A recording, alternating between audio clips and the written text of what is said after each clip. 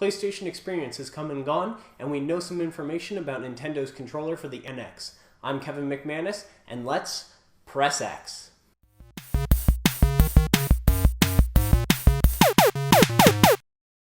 So PlayStation Experience was last Saturday, and I have to say I'm a little bit disappointed with the keynote. Sean Layton came out on stage in a Crash Bandicoot t-shirt, which got everybody real excited. He showed off Uncharted 4, which we'll talk about in a minute. He showed off the Final Fantasy VII Remake, which we'll talk about in a minute. And then nothing else for the rest of the conference was as exciting as those two titles. It started off super strong and then kind of dipped in the middle, and then I feel like dropped off towards the end because you were expecting such a huge announcement that never came. We didn't get any sort of announcements from any of Sony's first-party studios. We don't know what Sony Bend is up to. We don't know what Santa Monica is up to. All my predictions that I made in my last video were wrong, minus Ni no Kuni 2. It was just, I feel like they hyped the conference so high that it felt like it underdelivered. But anyway, like I said, Uncharted 4 was there, and they showed off the cutscene that shows Sam and Drake meeting each other, reuniting, and the interesting thing about this cutscene is that it had branching dialogue that you actually get to pick what you want to say to your brother. This is an exciting first for the series. In an interview, Neil Druckmann said that it's just kind of sprinkled throughout the game. It's nothing like Mass Effect where your decisions are constantly changing, or so it seems. We don't know if there's any sort of different endings or branching pathways in the actual game because of this dialogue, but anytime they add replayability to a linear game, I'm completely accepting. Now let's talk about Final Fantasy VII Remake. This had people probably the most excited and the most disappointed, and here's why. First off, the game looks incredible. They did change how the combat works. The combat mirrors more of a Kingdom Hearts, Final Fantasy 15 style combat, but that's expected because the director of Final Fantasy VII is the same director behind the Kingdom Hearts games and Final Fantasy 15. So that change aside, the game looks beautiful, and the most surprising thing to me, besides the fact that they actually showed off gameplay, is that all the voices were in English. So they already have English dialogue recorded for this game. So how far along is this game? Is it closer than we thought to being released? And the answer is maybe, but the reasoning is they announced that the game is going to come out in parts. Now this doesn't necessarily mean like a Walking Dead, Life is Strange, Wolf Among Us episodic style game, but they said that each part will be about a little bit more so than your average game. So that could mean what, a 10-hour, a 15-hour game that they're gonna maybe release a part a year until it's finished? Besides knowing that it will be broken into parts, everything else is speculation. Some people think that different studios are going to work on different parts of the game, so each part's going to be like their own take, almost like an old Grindhouse movie.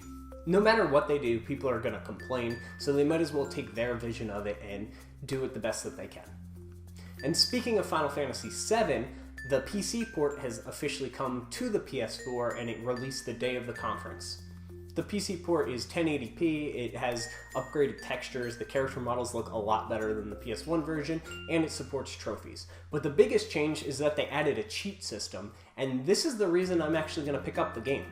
So they added a variety of different cheats. One of them makes it so the game runs faster, one of them shuts off the random encounters, which makes the game less grindy if you need to backtrack or things of that nature, and another one makes you invincible and gives you unlimited limit breaks to destroy your opponents and level up. The reason this is a big deal is it's helpful for newcomers that aren't familiar with the old hardcore style RPG games, and it's helpful for people that have already beat the game and just want to blaze through it. I've heard reports that you can get through the game in 10, 11 hours if you turn on all the cheats and just kind of run through it, which is really nice for people that just want to relive their favorite parts of that game. There were a ton of announcements at the experience, so here's a couple ones that caught my attention. First off, in the PlayStation VR Camp Res, and this seems awesome. I'm a big fan of Res, and as soon as I saw it on the screen, I freaked out a little bit. I've heard from the show floor that this is the first really must-play, must-have VR game that's been revealed. Everybody that's played it says there's little to no latency, it's very intuitive with how you play it, and it looks like a lot of fun. Ace Combat 7 was also revealed as far as VR games go, and this one's going to be VR exclusive, unlike Res, which will be coming out for the PlayStation 4 Store for you to play and purchase separately. Ace Combat 7 is going to be exclusive to VR, which is big. You need some exclusives to take advantage of that hardware and really sell people on the concept that they need VR and get that user base up. Many of Tim Schafer's LucasArts games have been remastered, Grim Fandango, Day of the Tentacle, and now it's revealed that Full Throttle is coming to the PlayStation 4 and the PlayStation Vita. The only prediction that I got correct out of my 5 predictions that I made on last week's video was that Ni no Kuni 2 would be revealed, and it was. This game looks beautiful. Honestly, it looks like one of the best PS4 games I've seen. It's interesting to note the wording of this reveal. It seems like it may only be a timed console exclusive for the PlayStation 4, or it's possible that it's coming to the PC later. The new Ratchet & Clank game was demoed and it looks awesome, and it's hitting store shelves April 12th, ahead of the movie release. I believe the movie release is April 28th, but I'm not 100% sure on that. I'll fix it if I'm wrong. I'm just glad a bunch of character platformer games are coming back. We have Ratchet & Clank, Yooka-Laylee's coming and taking up Banjo's mantle, and then we have Psychonauts 2, which was announced at the Game Awards. If you're a fan of those style games, it seems like much to the past we had the 8-bit platformers come back through indie games. It seems like now's the time that the 3D platformers coming back. I personally welcome this with open arms. The conference ended with Paragon, which is Epic's new MOBA, which is going to be PS4 and PC exclusive. I feel like they needed something to bookend the conference. They started out strong, they had a weak middle, and then they needed to end strong. Ni no Kuni 2 was a great start, but Paragon didn't do it for me. Alright, enough about Sony. Let's talk a little bit about Nintendo and their next console, the NX, which it seems like is coming next year. A patent was released that they filed for a new controller, and it looks similar to what people have been thinking the NX might be. The controller is a screen, and it seems to have 2 analog sticks on it, some buttons on the top, and that's it. Now, if this means that the buttons are going to be mapped via a screen that can change with the game, that sounds terrible to me personally. I want some tactile function when I press a button. I don't want it to vibrate or whatever it is. I want a physical button to press. I just can't see myself trying to play a game with basically a touchpad that I can't feel the feedback on. However, in the patent, it clearly shows a game being run on this handheld, and they even go as far as to show a third-person scene become a first-person scene, and vice versa.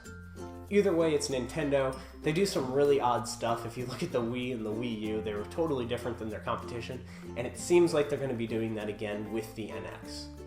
This is slightly disappointing to me. I mean, I'll wait until they reveal it and it's confirmed and everything, but I really just want a GameCube too. Give me that GameCube controller updated with better triggers and, a little bit better buttons, and make another hardcore gaming system like they did with the GameCube. So what do you guys think about Nintendo's NX controller? Does it interest you? Would you play with a controller that doesn't have tactile buttons? Let me know in the comments down below. If you made it this far in this video, be sure to give it a like, subscribe for more content. You're going to want to. I have some announcements coming up soon. As always, I'm Kevin McManus. Thank you so much for watching, and I'll see you next time.